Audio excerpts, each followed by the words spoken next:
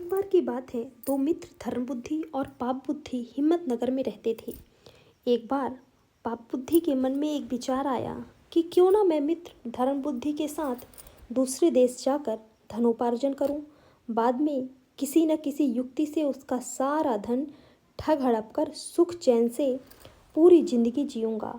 इसी नीति से पाप बुद्धि ने धर्मबुद्धि को धन और ज्ञान प्राप्त होने का लोभ देते हुए उसे अपने साथ बाहर जाने के लिए राजी कर लिया।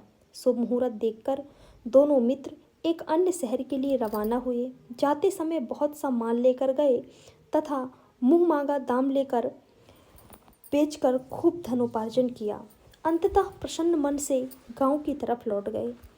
गांव के निकट पहुंचने पर पाप बुद्धि ने धर्म बुद्धि को कहा कि मेरे विचार से गांव में एक साथ सारा धन ले जाना उचित नहीं है।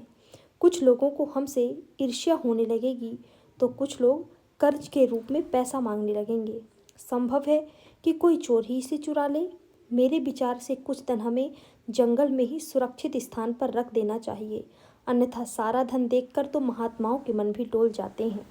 सीधे साधे धन बुद्धि ने पाप बुद्धि के विचार में अपनी सहमति जताई।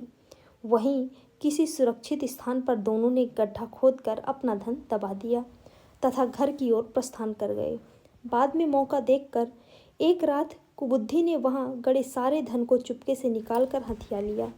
कुछ दिनों के बाद धर्म बुद्धि ने पाप बुद्धि से कहा, भाई मुझे कुछ धन की आवश्यकता है, अतः आप मेरे साथ चलिए। पाप बुद्धि तैयार हो गया।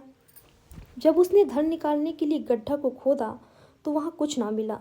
पाप बुद्धि तुरंत रोने चिल्लाने का अभिनय करने लगा। उसने धर्म बुद्धि पर धन निकालने का इल्जाम लगा दिया। दोनों लड़ते झगड़ते न्यायाधीश के पास पहुंचे। न्यायाधीश के सम्मुख दोनों ने अपना अपना पक्ष प्रस्तुत किया। न्यायाधीश ने सत्य का पता लगाने के लिए दिव्य परीक्षा का आदेश दिया। दोनों को बारी बारी से अपने हाथ जलती हुई आग में डालने थे। पाप बुद्धि ने इसका विरोध किया और कहा कि वन देवता गवाही देंगे। न्यायाधीश ने यह मान लिया। पाप बुद्धि ने अपने बाप को एक सूखे पेड़ के खोखले में बैठा दिया। न्यायाधीश ने पूछा तो आवाज आई कि चोरी धर्म बुद्धि ने की है।